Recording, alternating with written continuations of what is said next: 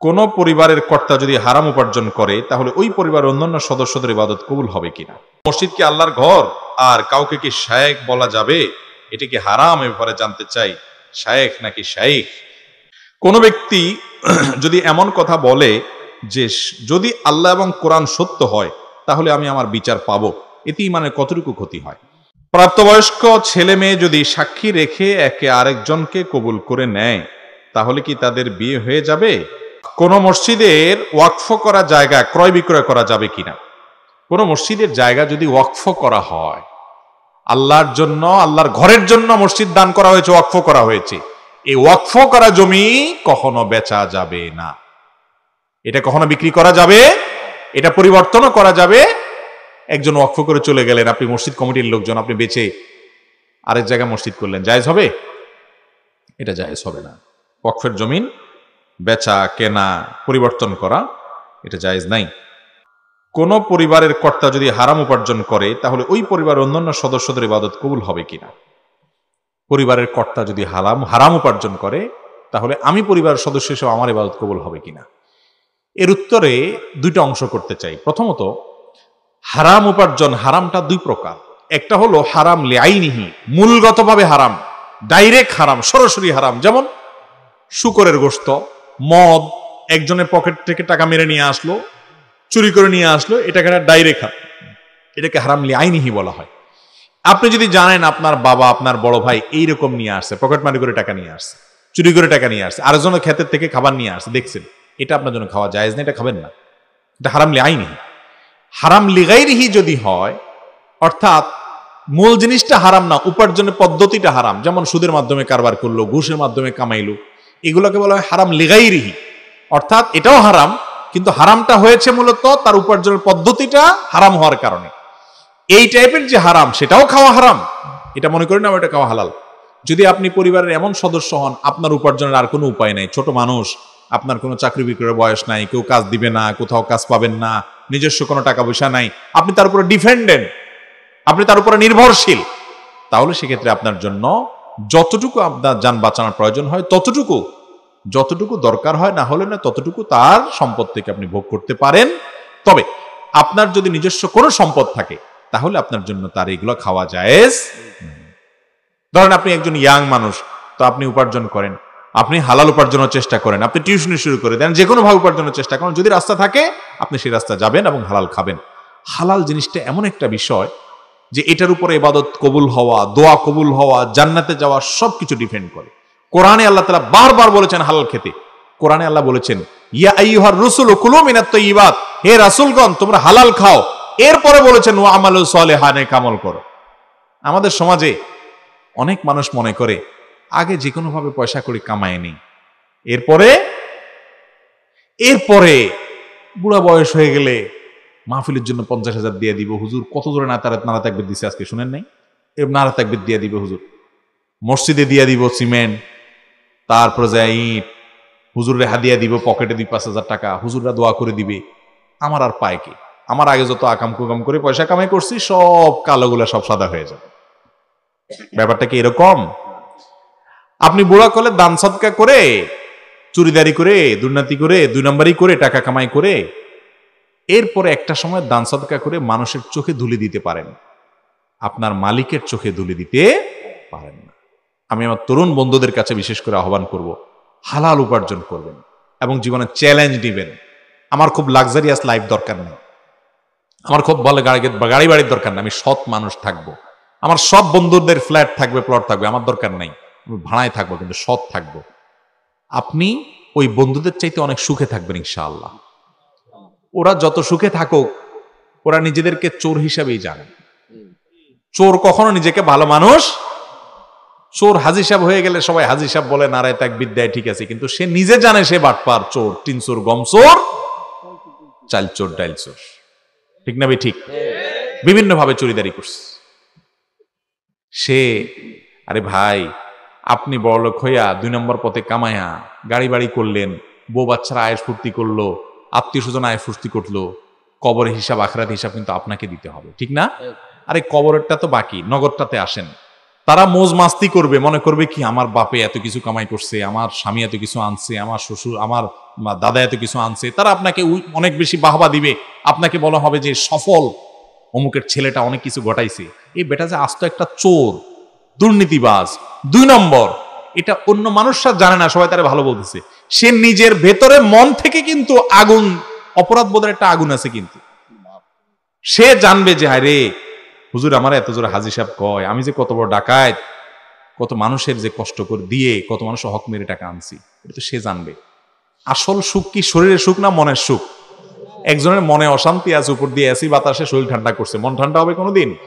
নবী করিম সাল্লাল্লাহু আলাইহি সাল্লাম এই কথাটাই বলছেন, আল গিনা গিনান নাফস, আসল ধনী সে যার মনের দিক থেকে কি ধনী।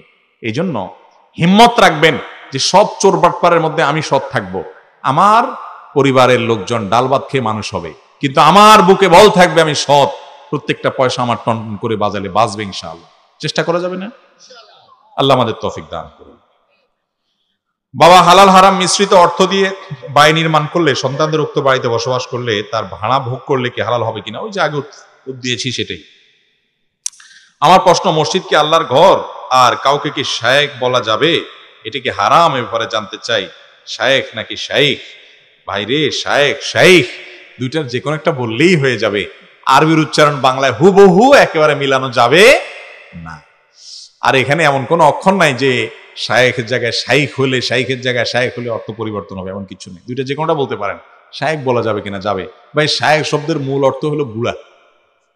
শায়েখ শব্দের অর্থ কি? মূলত বৃদ্ধ, বৃদ্ধ, মুরব্বী, বয়স্ক, এটা হলো মূল অর্থ। এখন আরাবিয়ানরা আরব দেশগুলোতে শায়েখ বলে সম্মান করে, সেটা জোয়ান হইলেও, অর্থাৎ শব্দের অর্থ যাই হোক, ওইটা ব্যবহারটা হয়ে গেছে এখন সম্মানজনক ব্যক্তিদের জন্য শায়েখ, বিশেষ করে আলেমদেরকে বলে। আমাকে অনেকে বলে যে আপনি শায়েখ হলেন কোত্থেকে, আবার কিভাবে শায়েখ হয়ে গেলেন, আপনার বংশ কি শেখ বংশ নেই? তাই আমি বলি যে আমার বংশ আসলে শেখ বংশ না। যেহেতু আমি 10 বছর সৌদি আরবে ছিলাম, ওই 10 বছর সৌদি আরবে থাকাকালীন সময় সেখানে আলেমদেরকে শেখ বলে সম্বোধন করা হয়। এই 10 বছর ধরে শেখ বলতে বলতে মানুষের নাম উঠে গেছে। এটা কোনো আমার বাপ দাদা রাখছে, আমি নিজে লাগাইছি, এরকম কিছু না, বলতে বলতে হয়ে গেছে। এখন যদি ওইটা বাদ দিয়েও বলি, তারপরও মানুষ ওইটা সহই বলবে, এটা পরিচিতি হয়ে গেছে, এটা বলাতে কোনো অসুবিধা নাই। আবার মাওলানা বলতেও কোনো অসুবিধা নেই। মাওলানা এটা বলা যাবে কিনা, এটা নিয়ে আমাদের অনেক ভাই আছেন, খুব বাড়াবাড়ি করেন। আরে ভাই, মাওলা শব্দের অনেক অর্থ আছে, মাওলা শব্দের বহু অর্থ আছে। মাওলা শব্দের অর্থ আছে অভিভাবক, মাওলা শব্দের অর্থ আছে বন্ধু, মাওলা শব্দের অর্থ আছে আজাদকৃত দাস, অনেক অর্থ আছে। তো মাওলা শব্দের অর্থ যখন প্রভু হবে তখন তো আল্লাহকে উদ্দেশ্য হবে, আর মাওলা শব্দের অর্থ যখন অভিভাবক হবে, যিনি আমাকে গাইড করেন, তাহলে সেক্ষেত্রে আমরা যে আলেমদেরকে বলি মাওলানা, মানে তিনি আমাকে গাইড করছেন, আমার অভিভাবক, আমার বন্ধু, এরকম অনেক অর্থ হতে পারে।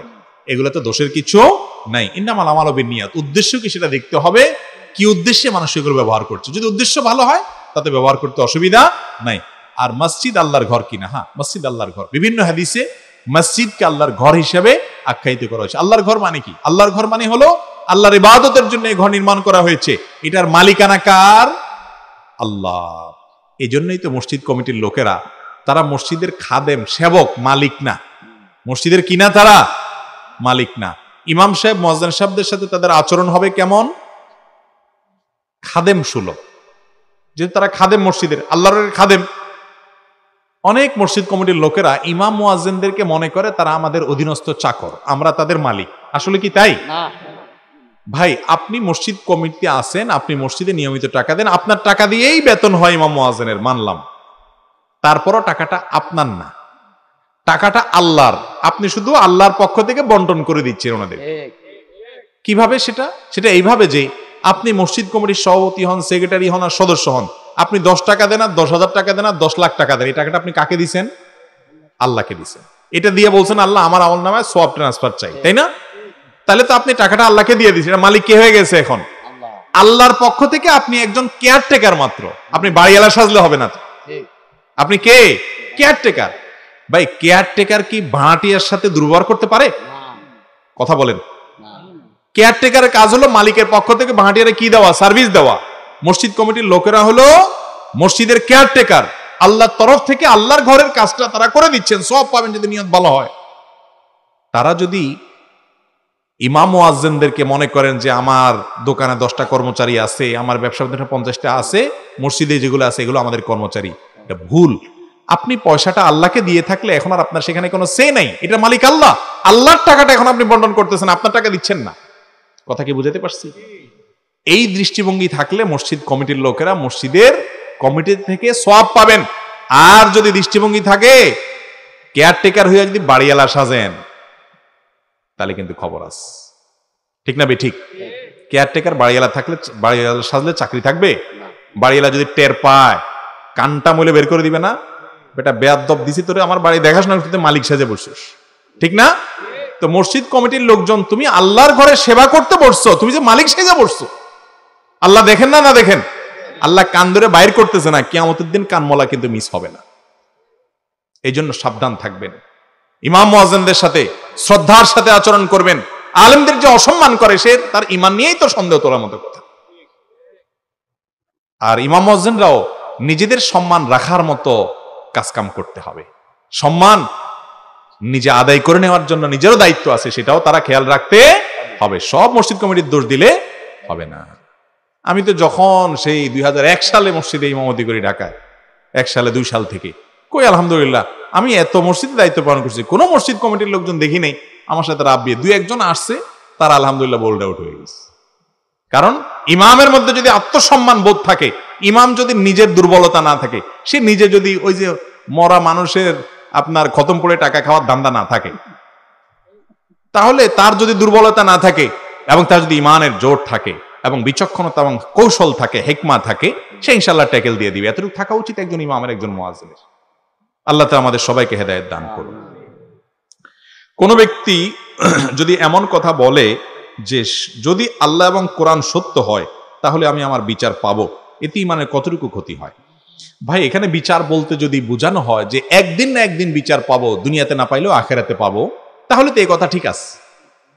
আর যদি সে দুনিয়ার কোনো কিছুর সাথে আল্লাহর সত্যবাদিতাকে শর্তযুক্ত করে, তাহলে এটা মূর্খতা। এই মূর্খতাটা কুফরি পর্যন্ত চলে যেতে পারে। তোমার দুনিয়াতে বিচার পেলে আল্লাহ সত্য, আল্লাহ কি তোমার বলছে যে এইটাতে দুনিয়াতে তোমার বিচার করবে? আল্লাহ তাআলা অনেক কিছু আখিরাতের জন্য রেখে দেন। অতএব তুমি আল্লাহকে কেন কন্ডিশন দিচ্ছ? এটা হলো আল্লাহর শানে বেয়াদবির শামিল। এরকম কেউ বললে তিনি ইস্তিগফার করে তওবা করে ফিরে আসতে হবে।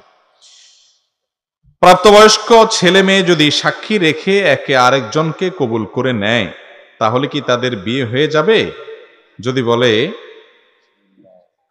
আমার মেয়েকে দিলাম। দেখেন, আল্লাহ মাফ করুক, শয়তান যে কতভাবে বিভ্রান্ত করে, এবং এই সমস্ত প্রশ্নগুলো শুনে আমাদের অনেক ভাইরা বলেন এই সমস্ত আলতু ফালতু প্রশ্ন করে। আরে ভাই, আপনার কাছে আলতু ফালতু প্রশ্ন হতে পারে, ওই বেচারার কাছে এই প্রশ্নটা অনেক গুরুত্বপূর্ণ হতে পারে না? একবার রমজান মাসে আমার মনে আছে, আমি দুপুরে মোবাইল, সাধারণত রমজান মাসে দিনের বেলা ফজরের পর একটু এশা টেশা করে তারপর আমরা ঘুমাই আমাদের বাসায় সবাই। তো লম্বা ঘুম দিছি, মোবাইলটা সাইলেন্ট করি। ঘুম থেকে উঠে দেখি একটা নাম্বার থেকে অনেকবার কল, বলে গেছি মানে 15-20 বার হবে, এরকম আরো বেশি হইতে পারে। এতবার কল একটা নাম্বার থেকে। তো তাড়াতাড়ি কল ব্যাক করলাম। একটা মানুষ এতবার কল দিছে, কে কোন বিপদে পড়ছে আল্লাহ জানে। ধরার পরে অপর প্রান্ত থেকে এক মহিলা ফোন ধরলো। ধরার পরে বললাম যে বোন, এতবার ফোন দিচ্ছেন, কোনো অসুবিধা? বলে হুজুর একটা জরুরি মাসালা দরকার আমার। আমি আচ্ছা বলেন। বলে তুমি বলেন যে মাসালা হলো স্বামীর পকেট থেকে টাকা চুরি করা জায়েজ আছে কিনা। আমার রাগ হইল। আমি বললাম যে এটা আপনার জরুরি মাসালা হইলো? আপনি এতবার কল দিয়েছেন, আমি পরেশান হয়ে গেলাম দেখে। এটা একটা জরুরি মাসালা হলো? যাই হোক, ওনাকে মাসালা উত্তর দিলাম, দিয়ে রাখলাম। এরপর আমার স্ত্রী তাকে শুনেলাম গল্পটা। আমি বললাম যে এটা কোনো কথা? এটা বলে জরুরি মাসালা হলো। মানুষ যে কি এতবার কল দিল একটা কথার জন্য, সোজা কথার জন্য এটা। তখন আমার স্ত্রী আমাকে বলল যে তোমার হিসাবটা ভুল হচ্ছে। আমি বললাম কেন? বলে যে তোমার কাছে যেটা খুব তুচ্ছ মাসালা, এটা তার কাছে অনেক গুরুত্বপূর্ণ। ওই বেচারি হয়তো স্বামীর পকেটের টাকাটা আজকেই পাইছে, এখনই তার উত্তরটা দরকার। হয়তো আগে কখনো তার স্বামীটা দেখার চেষ্টা করো, তুমি তোমার জায়গা বসে উত্তর দিলে হবে না। তো আমাদের কাছে অনেক ভাইরা প্রশ্ন করেন, এমন প্রশ্ন যে প্রশ্নটা আমাদের অনলাইনে ফেসবুকে অনেকে কমেন্ট করে, এটা কোনো প্রশ্ন হলো? ভাই, কোনো কর্তার প্রশ্নকে ছোট করার সুযোগ নেই। সে জানে না দেখি তো প্রশ্ন করছে বেচারা। কত রকমের প্রশ্ন আছে। আর তাছাড়া হাজার হাজার প্রশ্নের মধ্যে ওই লেম 2-4টা আপনার নজরে পড়ছে, আলহামদুলিল্লাহ। আরো তো অনেক দরকারি প্রশ্ন আছে। আর লেম না, আস্তাগফিরুল্লাহ, আমরা লেম না, প্রত্যাহার করলাম এটা। সব প্রশ্নই গুরুত্বপূর্ণ, কোনো প্রশ্নই অগুরুত্বপূর্ণ না যদি কেউ জানার উদ্দেশ্যে করে থাকে, কারণ তা জানার কমতি থাকতে পারে। যাই হোক, মূল কথা হলো যে ভাই, কোনো যুবক যুবতী, অনেকে আছে, অনেক যুবক যুবতীর শয়তান এসে প্রবোধ দেয়। শয়তান তো নানাভাবে বুঝায় যে মুসলমানের সন্তান, জেনা তো করবে না, হারামে তো যাবে না, তো বলে যে ঠিক আছে নিজেরা নিজেরা বিয়ে পড়ি না। কিভাবে বিয়ে পড়বি? বলে এই দুই কাঁধে দুই ফেরেশতা আছে না, দুজনটা সাক্ষী রাখ। এরকম করে কিন্তু অনেকে। আমার কাছে অনেক প্রশ্ন আসছে এরকম, যে অনেকে নাকি এরকম করে, দুই কাঁধে দুই ফেরেশতারে সাক্ষী রেখে বিয়ে করে। আবার অনেকে বলে যে আসমান জমিনের সাক্ষী রেখে বিয়ে কর, আল্লাহরের সাক্ষী রেখে বিয়ে কর। এখন আবার দেখলাম যে তারা নিজেরা নিজেদেরকে হয়তো সাক্ষী রেখে বিয়ে করার কথা মনে প্রশ্ন করছে। এগুলোতে বিয়ে হবে না, এগুলো শয়তানের শয়তানি। আপনাকে নেক্সট শুরুতে শয়তান ধোঁকা দিচ্ছে, জেনা হবে। বিয়ে হতে হলে দুইজন প্রাপ্ত বয়স্ক পুরুষ, আপনি পুরুষ প্রস্তাবক পাত্র, আপনি সাক্ষী হবেন না, আপনি তো নিজে প্রস্তাবক। যে প্রস্তাব দিবে, যে কবুল করবে, তাদের বাইরে আলাদা দুইজন প্রাপ্তবয়স্ক পুরুষ কি হইতে হবে? সাক্ষী হইতে হবে। সাক্ষী ছাড়া বিয়ে বিশুদ্ধ হবে না। শুধু সাক্ষী হইলেই হবে তা নয়, আবার বিয়ের জন্য আরো যে বিষয়গুলো আছে সেগুলো সম্পাদন করতে হবে।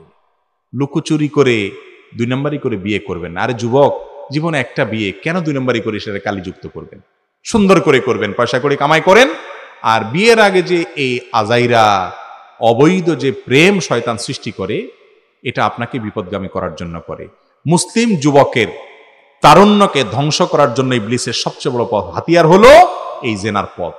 এটা থেকে বেঁচে থাকা আজকাল কঠিন হয়ে গেছে, সংগ্রাম করতে হবে এবং জমায়ে রাখেন নিজের ভালোবাসাকে বৈধ ভালোবাসার সময় ব্যবহার করার জন্য। আল্লাহ তাআলা আমাদেরকে তৌফিক দান করুন। তাহলে এরকম নিজেদেরকে নিজেরা সাক্ষী বানায় না বিয়ে করলে কি হবে না? বিয়ে বিশুদ্ধ হবে না।